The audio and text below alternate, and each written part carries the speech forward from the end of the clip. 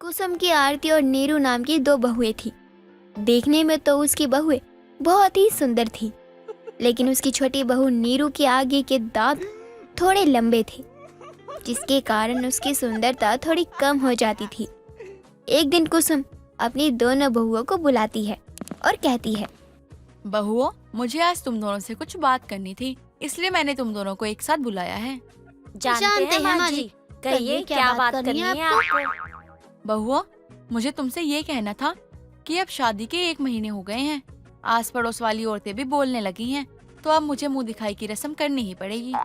माँ जी, आप मेरी मुंह दिखाई की बात कर रही हैं। सब मुझे देखने आएंगे। हाँ बहू, तुझे देखने आएंगे और मेरी छोटी बहू के लंबे दांत देखकर मेरा मजाक उड़ाएंगे। माँ जी, अब मेरे दांत लंबे हैं तो मैं क्या करूँ, लेकिन मैं सुंदर तो हूँ ना। बहू, तेरी सुंदरता तेरे इन लंबे दांतों के आगे दिखाई नहीं देती है, तो उससे मैं क्या करूँ, तू मुझे ये बता। आप कुछ मत करिए माँ जी, बस जल्दी से मेरी मुंह दिखाई करिए ताकि मुझे पैसे मिले, अच्छे अच्छे गिफ्ट मिले। मुझे गिफ्ट बहुत पसंद है। ठीक है बहू, लेकिन तुझे मुझे एक वादा करना होगा कि तुम मेहमानों के सामने कुछ नहीं बोलोगी और हंसोगी भी नहीं, वरना तेरे लंबे दांत मुंह से बाहर आ जाएंगे और लोग तुझे देखकर तेरा मजाक उड़ाएंगे कि ये लंबे दांतों वाली चुड़ैल कहाँ से आ गई। माँ जी, अगर आप मेरी खुशी के लिए मेरी मुंह दिखाई का फंक्शन रख सकती हो तो मैं आपके लिए इतना तो कर ही सकती हूँ। ठीक है माँ जी, मैं आपसे वादा करती हूँ कि मैं मेहमानों के सामने ना ही हंसूंगी और ना ही कुछ बोलूंगी। माँ जी, आप तो जानती हैं कि देवरानी जी कितना बोलती हैं। मुझे नहीं लगता कि वो अपना वादा पूरा कर पाएंगी। बहू, लगता तो मुझे भी नहीं कि छोटी बहू अपना वादा पूरा कर पाएगी, लेकिन अब मुंह दिखाई की रस्म करना भी जरूरी है, वरना सभी औरतें आपस में बातें करने लगेंगी। जरूर कोई कमी होगी बहुओं में, इसलिए मुंह दिखाई की रस्म नहीं करवाई। कोई बात नहीं, आप बुला लीजिए औरतों को और रख लीजिए मुंह दिखाई की रस्म। बाकी मैं देवरानी जी का ख्याल रखूंगी ही। ठीक है बहू, मैं जाकर औरतों से बोल आती हूँ। कुसुम इतना कहकर वहाँ से चली जाती है और आस पड़ोस की औरतों को मुंह दिखाई की रस्म के लिए बुलावा दे देती है। तभी उसकी पड़ोसन कमला अपने घर से निकलकर आती है और बोलती है, अच्छा, तो आज तुझे समय मिल ही गया अपनी छोटी बहू की मुंह दिखाई करने का, वरना हमें तो लगा था कि अब शायद हमें तेरी बहू की सूरत कभी देखने को ही नहीं मिलेगी। ऐसी कोई बात नहीं है, तू तो जानती है ना शादी में कितना काम रहता है। उस समय कोई भी रस्म कर नहीं पाई मैं, क्योंकि बहुत ज्यादा काम था, इसलिए मैंने अब मुंह दिखाई की रस्म रखी है। अब वो तो है ही, मैं तो तेरी छोटी बहू को देखने के लिए बहुत परेशान हूँ, क्योंकि तू बोलती है ना कि तू अपनी छोटी बहू अपनी बड़ी बहू से ज्यादा अच्छी लेकर आएगी। अब मुझे भी देखना है कि तुझे अपनी बड़ी बहू से अच्छी छोटी बहू मिली या नहीं। तुम्हारे यहाँ तो शादी घूंघट में होती है, कुछ भी देखने को नहीं मिला। जब मुंह दिखाई की रस्म हो रही है तो पहले ही किसी को मुंह क्यों दिखाना। अगर पहले ही मुंह देखने लगे तो ये मुंह दिखाई की रस्म का फायदा क्या। हाँ, सही बात है, तूने जो किया सही किया। पहले से देख लेते तो फिर दिल नहीं करता देखने का। कुछ देर बाद कुसुम अपने घर चली जाती है और कमला अपने घर का सारा काम जल्दी जल्दी खत्म करके गली की औरतों को लेकर कुसुम के घर पहुंचती है। तभी कुसुम बोलती है, आओ आओ, मैं आप लोगों का इंतजार कर रही थी। आरती बहू, जाओ जाके छोटी बहू को ले आओ। जी माँ जी, अभी जाती हूँ। तुम तो तैयार हो गई हो, चलो जल्दी चलो, सभी औरतें आ गई हैं। माँ जी तुम्हें ही बुला रही है। जेठानी जी, मैं आपको बता नहीं सकती हूँ कि मैं कितनी खुश हूँ। मैं अच्छी तो लग रही हूँ ना? हाँ, तुम बहुत अच्छी लग रही हो। बस अपनी ये खुशी थोड़ी सी बचा कर रखना, क्योंकि अगर तुम ज्यादा खुश दिखाई दी तो तुम्हारे लंबे दांत की सच्चाई सबके सामने आ जाएगी और फिर सभी माँ जी का मजाक उड़ाएंगे, जो चीज उन्हें बिल्कुल भी अच्छी नहीं लगेगी।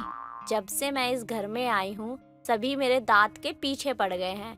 अब है मेरे दांत बड़े तो मैं क्या करूँ। इसके कारण मैं हंस भी नहीं सकती और ना ही बोल सकती हूँ। मैं तो कैदी बनकर रह गई हूँ। माँ जी ने ऐसा तो नहीं कहा, बस लोगों के सामने चुप रहने को बोला है। जी ठीक है जेठानी जी, मैं याद रखूंगी। अब चले वरना देर हो जाएगी। हाँ चलो, लेकिन अपना मुंह बंद करो। कोई कुछ बोले तो बस हंसना नहीं है तुम्हें। आरती नीरू को अपनी सास की कही हुई सारी बातें समझाकर नीचे लेकर आती है और मुंह दिखाई की रस्म शुरू हो जाती है। तभी कमला नीरू के लिए मुंह दिखाई में देने के लिए बनारसी सिल्क की साड़ी लेकर आती है और जैसे ही उसे देती है, नीरू अपनी सास और जेठानी की सारी बातें भूल जाती है और खुशी से हंसते हुए बोलती है। हाय आंटी जी, आपने मुझे कितनी अच्छी साड़ी दी है, कितनी सुंदर साड़ी है, मेरा तो दिल ही खुश हो गया। कुसुम, ये क्या है? तेरी बहू के दांत तो जरूरत से ज्यादा लंबे हैं। कहीं इसीलिए तो तू मुंह दिखाई से पीछे नहीं हट रही थी कि हमें पता ना चल जाए। मैंने तुझसे कहा था ना कि हंसियो मत और बोलियो भी मत, लेकिन तुझसे चुप नहीं रहा गया, सब बर्बाद कर दिया तूने। माँ जी, गलती हो गई, माफ करिए मुझे, मैं भूल गई थी। कोई बात नहीं बहू, तेरी गलती नहीं है, ये तो सब कुदरती चीज है, इसमें तू क्या कर सकती है। कुसुम, तेरी छोटी बहू सच में बड़ी अच्छी है। तेरी बड़ी बहू तो इसके आगे कुछ भी नहीं है। अब बेचारी के पास तेरी छोटी बहू जितने बड़े दांत कहाँ ही होंगे। इसीलिए कहते हैं किसी चीज का घमंड नहीं करना चाहिए। कमला की बात सुनकर आस पड़ोस की सभी औरतें उस पर हंसने लगती हैं। नीरू सभी को अपने ऊपर हंसता देखकर रोते हुए अपने कमरे में चली जाती है। थोड़ी देर बाद उसका पति राजेश वहाँ आता है और कहता है, अरे क्या हुआ? आज तो तुम्हें खुश होना चाहिए, क्योंकि आज तुम्हारी मुंह दिखाई थी, लेकिन तुम खुश होने की बजाय ऐसे मुंह बनाकर बैठी हो जैसे पता नहीं क्या ही हो गया हो। राजेश जी, ये बताइए कि आपने मुझसे शादी क्यों की? आपको मेरे अंदर कौन सी सुंदरता दिखाई दी? अरे वही जो सबको दिखाई देती है, तुम्हारे नैन नक्श, तुम्हारा रंग, सब कुछ बहुत पसंद है मुझे। झूठ मत बोलिए, मैं सुंदर नहीं हूँ, वरना सभी लोग मेरे ऊपर हंसते नहीं। आज सबने मेरे लंबे दांतों को लेकर मेरा बहुत मजाक उड़ाया। देखो, मेरी नज़र में तुम सुंदर हो और हमेशा ही रहोगी, क्योंकि मैं तुम्हें बहुत पसंद करता हूँ। इसलिए तुम सभी लोगों की बातों पर ध्यान मत दिया करो। राजेश जैसे तैसे नीरू को मना ही लेता है। तभी एक दिन कुसुम की सास देवयानी वहाँ आती है। देवयानी शादी में नहीं आई होती है, जिसके चलते वो नीरू को घर की नौकरानी समझ लेती है और आरती की बहन नेहा, जो उसके घर घूमने आई थी, उससे अपनी छोटी बहू समझ लेती है और कमला से बोलती है, अरे मेरी बहू कितनी सुंदर है तू, मुझे पता था मेरी बहू अपनी छोटी बहू अच्छी ही लेकर आएगी, और देखो कितनी सुंदर बहू लेकर आई है। लेकिन अम्मा जी, जैसा आप समझ रही हैं वैसा कुछ नहीं है। मैं आपको पूरी बात बताती हूँ। मुझे कुछ नहीं सुनना, मैं सब जानती हूँ। अगर कोई बीच में बोलेगा तो मैं वापस चली जाऊंगी और दोबारा नहीं आऊंगी। देवयानी किसी की नहीं सुनती है और नेहा को अपने साथ लेकर चली जाती है। तभी राजेश वहाँ आता है और नीरू उसे सारी बातें बताती है, जिसे सुनकर वो बोलता है, माँ, आपको दादी को समझाना चाहिए कि मेरी पत्नी नीरू है, नेहा नहीं, लेकिन आपने तो उसे नौकरानी ही बना दिया। मैं सही समय देखकर अम्मा जी को सब बता दूंगी, तब तक तू यही नाटक चलने दे। राजेश कुसुम की बात मान जाता है। नेहा राजेश के करीब जाने की कोशिश करती है। तभी नीरू उसे आकर रोक लेती है और उसे बहुत खरी खोटी सुनाती है। तभी उसकी दादी सास भी वहाँ आ जाती है और नीरू गुस्से में उसे सब बता देती है कि नेहा नहीं बल्कि वो उस घर की छोटी बहू है, जिसे सुनकर देवयानी बोलती है, ये इतने लंबे दांत वाली मेरे पोते की बीवी नहीं हो सकती। तेरे ये लंबे दांत तेरी सुंदरता पर दाग लगा रहे हैं। दादी, आप सिर्फ इसकी कमियां ही देख रही हैं, कभी इसके गुणों को भी तो देखिए। सुंदरता हमेशा नहीं झलकती, लेकिन गुण हमेशा झलकते हैं। राजेश की बात सुनकर देवयानी को समझ आ जाती है, साथ ही उसकी सास को भी, जो कि उससे दूर खड़ी सारी बातें सुन रही थी। जिसके बाद उसकी सास और दादी सास दोनों छोटी बहू के लंबे दांतों को अनदेखा करके उसके गुण को देखते हैं और उसे दिल से अपना लेते हैं। मोहन हाथ में 100 रुपए लेकर घर आता है और अपनी बीवी लता से बात करते हुए कहता है, आज कुछ कमाई नहीं हुई है, बस ये 100 रुपए मिले हैं जो पहले के उन्हें देने हैं। मैंने सोचा कुछ सब्जी लेता चलूं, लेकिन फिर ये सोच के नहीं लाया कि दवाई भी लानी है। ये लो, रख लो। बस यही करना, ये 100 रुपए की ना दवाई आएगी और ना ही सब्जी आएगी। मेरी माँ ने पता नहीं क्या देकर तुमसे मेरी शादी करवा दी, जो मुझे ठीक से 2 वक्त की रोटी भी नहीं खिला सकता। मैं अपनी तरफ से बहुत कोशिश करता हूँ, लेकिन किस्मत ही साथ नहीं दे रही हमारा। किस्मत भी उसी के साथ होती है जिसकी कोशिशों में दम हो, लेकिन नहीं, तुम तो 4 पैसों के लिए बस बड़े लोगों के पीछे घूमते रहो, खुद का कुछ मत करने की सोचना। अपना कुछ करने के लिए हमारे पास खुद के भी थोड़े पैसे होने चाहिए ना, मुफ्त में तो कुछ भी नहीं होगा। अरे जब नहीं है पैसे तो जमा करो ना। जब तक कुछ बड़ा नहीं सोचोगे तब तक वो बस 100 रुपए ही लाते रह जाओगे। और मैं बता रही हूँ 100 रुपए से कुछ नहीं होने वाला है हमारा। तुम सब कुछ जानती हो लता, मुझे जो काम मिलता है मैं कर लेता हूँ, कड़ी मेहनत करता हूँ, लेकिन कमाई ही इतनी होती है, इसमें मेरी क्या गलती है? मैं भी तो तुम लोगों को सारी खुशी देना चाहता हूँ ना। देना चाहते हो लेकिन दे नहीं पाओगे क्योंकि तुम मालिक नहीं बल्कि गधे बने रहना चाहते हो। अरे मेरी बात मानो तो हमें किसी चीज का व्यापार करना चाहिए, कम से कम किसी के आगे झुककर तो नहीं रहना पड़ेगा। अच्छा ठीक है, तुम जैसा बोलोगी मैं वैसा ही करूँगा। अब मुझे ये बताओ कि हम अपना व्यापार कैसे कर सकते हैं?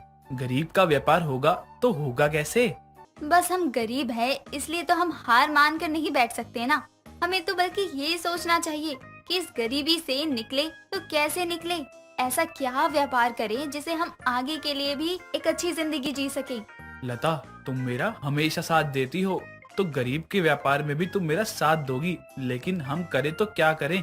वैसे तुम राजमा चावल अच्छा बनाती हो तो हम इसका व्यापार कर सकते हैं, लेकिन पैसों का जुगाड़ तो हो सकता है। मेरे पास मेरी सोने की बालियां हैं जो मुझे मेरे मायके वालों ने दी थी, हम उसे बेचकर अपना व्यापार शुरू कर सकते हैं। नहीं, तुम्हारी सोने की बाली बेचकर व्यापार करना मुझे बिल्कुल भी ठीक नहीं लग रहा है। वो तुम्हें तुम्हारे मायके से मिली थी। हम व्यापार के लिए कुछ और सोच लेंगे, लेकिन बाली नहीं। सुनिए, हमें कुछ बड़ा ही सोचना पड़ेगा जिसे हम आगे के लिए कुछ अच्छा कर सके। और रही बात बाली की, तो जब हमारा व्यापार अच्छा चलने लग जाएगा तब आप ऐसी और बाली बनवा देना। लता की बात मोहन मान लेता है और उसकी बाली बेचने के लिए हाँ कर देता है। उसके बाद मोहन सुनार के पास लता की बाली बेच देता है। बाली बेचने के बाद मोहन एक राजमा चावल का ठेला लगाता है जो कॉलेज के बाहर ही होता है। वहाँ लता भी अब उसकी मदद करने लगती है। दोनों पति पत्नी एक दूसरे की मदद से राजमा चावल का व्यापार करने लगते हैं और राजमा चावल बेचने लगते हैं, लेकिन दोनों की मेहनत का कोई फल नहीं मिल रहा था। पूरा दिन निकलने को था और एक भी ग्राहक नहीं आया था। ये देखकर मोहन लता से बोलता है, हमने अपना व्यापार करके ठीक तो किया ना, क्योंकि पूरा दिन निकलने को है और अब तक एक भी ग्राहक नहीं आया है। ऐसे ही चलता रहा हमें तो और भी नुकसान होगा। अभी तो काम शुरू ही किया है और ऐसा तो हो नहीं सकता ना कि काम खुलते के साथ ही आगे बढ़ने भी लग जाए। थोड़ा समय तो हर किसी को लगता ही है। सब्र का फल मीठा होता है और समय भी लगता है। हाँ, लेकिन समय की वजह से अपने इस व्यापार में लगाए हुए पैसे भी डूब गए तो, और अगर हमारा राजमा चावल नहीं बिका तो ये भी खराब जाएगा ना। खराब क्यों हो जाएगा? हम जैसे कितने ही गरीब लोग हैं जो रोज भूखे सोते हैं। हम ये राजमा चावल खुद भी खाएंगे और उन्हें भी खिला देंगे। कम से कम हमारी तरह और लोगों का पेट तो भरेगा ना। और हमारा व्यापार का क्या? हम कोई अमीर नहीं है कि गरीबों में दान करे। हम भी गरीब ही हैं जो दान में चीजें लेते हैं। उस दिन 100 रुपए को देखकर इतना कलेश किया और अब इतना बड़ा दिल। ऐसा नहीं है, मैं बस इतना ही कह रही हूँ कि हर काम को बढ़ने में समय लगता है और हमें समय देना चाहिए। और जब तक समय दे रहे हैं तब तक ये बचा हुआ राजमा चावल हम हमारी तरह गरीबों को दे देंगे। मुझे तो कुछ समझ ही नहीं आ रहा है कि तुम व्यापार कर रही हो या दान कर रही हो। मोहन तो बस इतना चाहता था कि वो जितना जल्दी हो सके तरक्की कर ले, लेकिन उसी जगह लता थी जो सब्र के साथ काम कर रही थी। कुछ दिन निकल जाते हैं और गिनती के 2-4 ही ग्राहक आते हैं, लेकिन कुछ खास कमाई नहीं हो रही थी।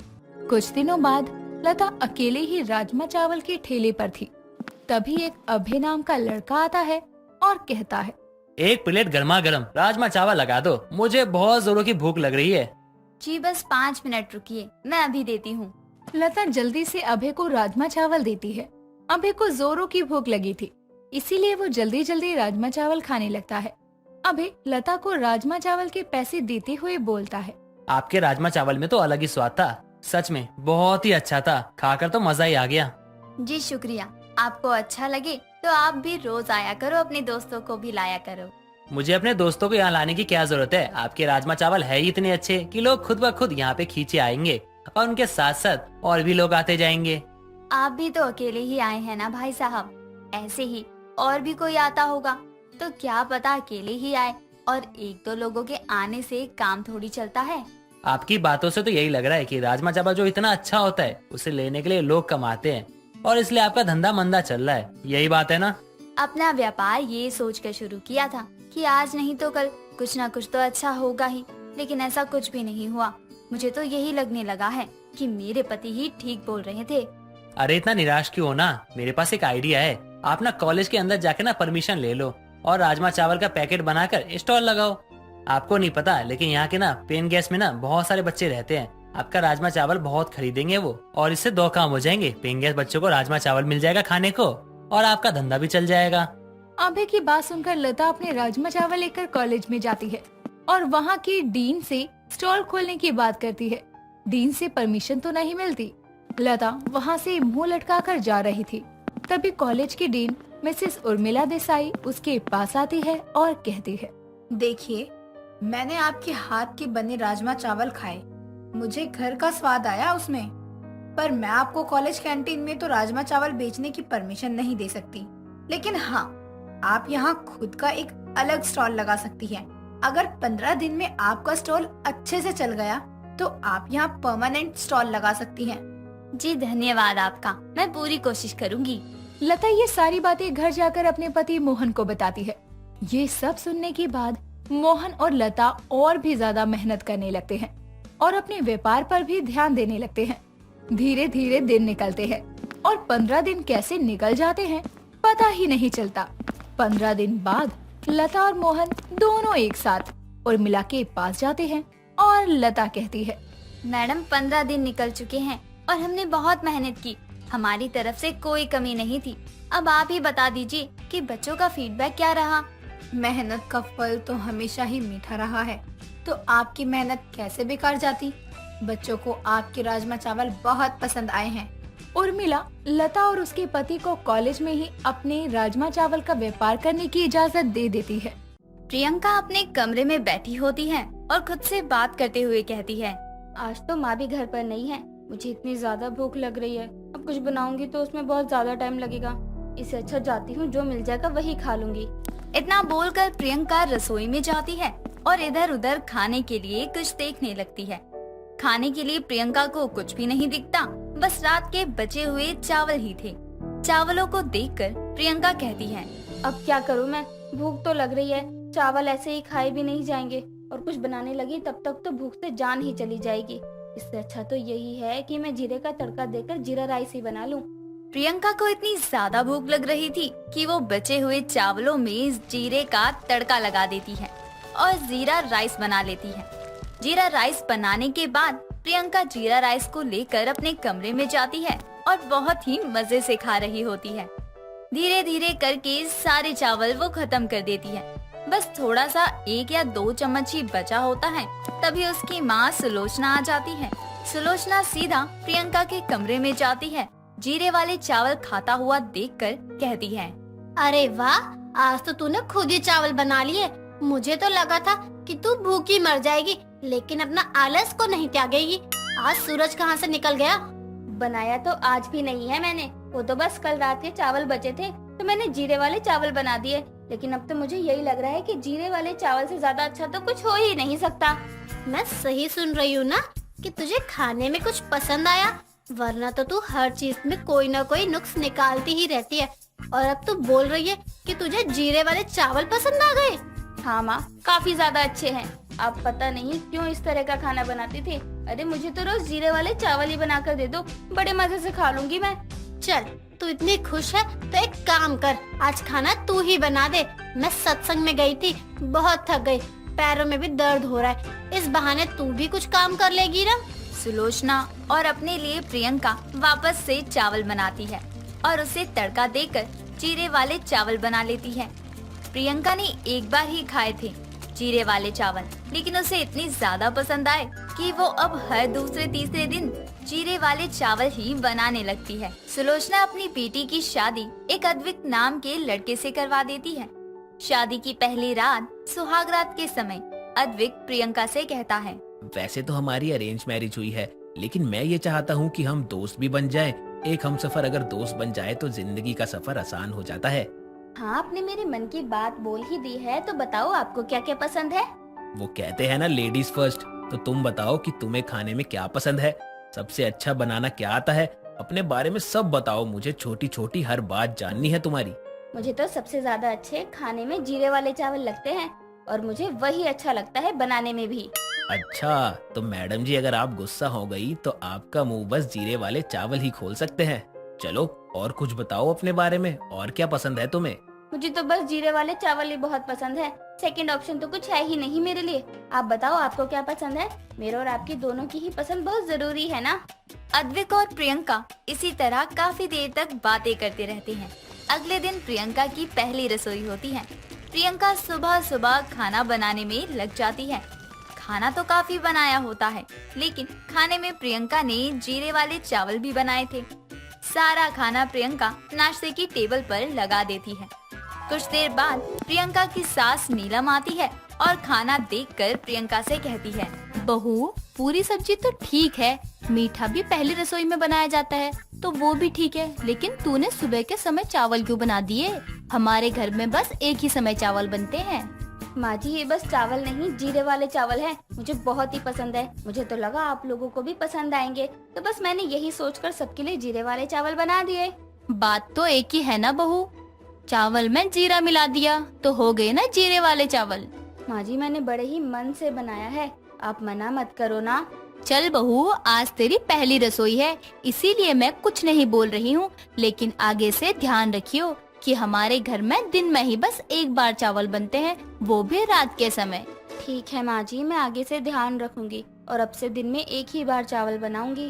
प्रियंका अपनी सास की बात मान लेती है और रात के समय ही चावल बनाती थी, लेकिन प्रियंका को जीरा राइस इतना ज्यादा पसंद था कि वो पतीला भर कर बना लेती है। कुछ दिनों तक तो नीलम कुछ नहीं कहती, लेकिन कुछ दिनों बाद रात के समय अद्विक, नीलम और प्रियंका तीनों एक साथ खाना खाने बैठते हैं। प्रियंका ने फिर से बहुत सारे जीरा राइस बनाए होते हैं। इतना ज्यादा जीरा राइस को देखकर नीलम कहती है, बहू, मैं कई दिनों से देख रही हूँ कि तू इतने ज्यादा चावल बना रही है। अरे इतने सारे चावल तो घर में कोई नहीं खाता है रोज रोज, अन्न का अपमान करना क्या अच्छा लगता है तुझे? माँ जी, आप गलत समझ रही हो, ये जीरा चावल बर्बाद नहीं होंगे। मैं हूँ ना, मैं तो जानबूझकर ही ज्यादा चावल बनाती हूँ ताकि बाद में अगले दिन के बचे हुए चावल को वापस से जीरे का तड़का देकर खा सकूं। माँ, आपको पता नहीं है कि प्रियंका को जीरा राइस इतना पसंद है कि वो हमेशा ही ये राइस खा सकती है। क्यों प्रियंका, अब तक तुमने माँ को बताया नहीं क्या ये? अरे बताया है माँ जी को भी मैंने, लेकिन शायद माँ जी के दिमाग से निकल गई होगी बात। माँ जी आप टेंशन मत लो, आपकी बहू के होते हुए जरा सा भी अन्न बर्बाद नहीं हो जाएगा, ठीक है? लेकिन प्रियंका, मुझे भी लगता है कि तुम बहुत ज्यादा ही जीरा राइस खाती हो। अरे रोटी भी खा लिया करो, चावल तो बस पेट ही फुलाते रहते हैं और रोटी में फाइबर ज्यादा होता है। यही तो मैं भी समझाना चाहती हूँ कि कोई चीज एक लिमिट में ही अच्छी लगती है, ना कि इतने ज्यादा। और वैसे भी चावल तो आसानी से मिल जाते हैं, तो कम ही खाना चाहिए ना हमें। माँ जी, जो चीज आसानी से मिल जाए हम उसकी कदर करना क्यों छोड़ देते हैं, बल्कि हमें तो वो और भी खानी चाहिए ना। जैसे मैं खाती हूँ जीरा राइस, आपको भी अपनी पसंदीदा चीज खानी चाहिए। अरे तुम समझ ही नहीं रही हो हमारी बात कि हम तुम्हें क्या समझाना चाहते हैं। तुम्हें जीरा राइस खाने हैं तो खाओ, जी भर के खाओ, लेकिन अपनी सेहत को नजरअंदाज मत करना। आप लोग ही जो नजर लगा रहे हो। अरे मैं बिल्कुल फिट एंड फाइन हूँ, मेरी चिंता मत करो। छोड़ अद्विक, इस मंद बुद्धि को समझाने का कोई फायदा नहीं है, ये करेगी तो अपने मन की ही। प्रियंका किसी की भी बात नहीं सुनती और सबकी बात काट देती है। धीरे धीरे दिन निकल जाते हैं और प्रियंका का जीरा राइस खाना छूट ही नहीं रहा था। धीरे धीरे प्रियंका का वजन भी काफी ज्यादा बढ़ गया था। वो बहुत ही मोटी हो गई थी, लेकिन फिर भी जीरा राइस वो खाती रहा करती। कुछ दिनों बाद नीलम की पड़ोसन जानकी उसके घर आती है और दोनों बातें कर रहे होते हैं। प्रियंका दोनों के लिए चाय नाश्ता लेकर आती है। प्रियंका को इतनी ज्यादा मोटी देखकर जानकी कहती है, अरे नीलम, तेरी बहू कहाँ है? और ये कौन भैंस आ गई तेरे घर में? इसे तो मैंने यहाँ पहले कभी नहीं देखा। यही तो मेरी बहू है। वो क्या है ना, मेरी बहू को जीरा राइस बहुत ज्यादा पसंद है, तो बस राइस और जीरा ही दिख रहा है अब इसके शरीर में। क्यों बहू, बता जानकी को। अरे ये क्या, ये तेरी बहू कम पर तेरी सास ज्यादा लग रही है। बेचारा अद्विक खुद तो इतना जवान है और उसकी पत्नी 4 बड़े बच्चों की माँ लगती है। साथ में आने जाने में भी उसे शर्म आती होगी। नहीं नहीं, मेरे बहू को मोटापे से कोई दिक्कत नहीं है। उसे दिक्कत तो तब होगी जब कोई उसे जीरा राइस न दे। मोटी बहू को चलने में भी दिक्कत होती है, तभी तो देख अभी तक घर फैला हुआ है। दोनों बहुत ही ज्यादा हंसने लगती हैं और दोनों प्रियंका का बहुत मजाक बनाते हैं। अब तक तो प्रियंका को कोई भी बात बुरी नहीं लगी थी, लेकिन अपना ऐसे मजाक बनता हुआ देखकर प्रियंका को बहुत बुरा लगता है और वो कोशिश करने लगती है कि वो जीरा राइस से ज्यादा खुद पर ध्यान दे। दोस्तों, अगर आपको ये कहानी पसंद आई तो इसे लाइक करें, शेयर करें और कमेंट करके बताएं कि कहानी में आपको सबसे अच्छा क्या लगा।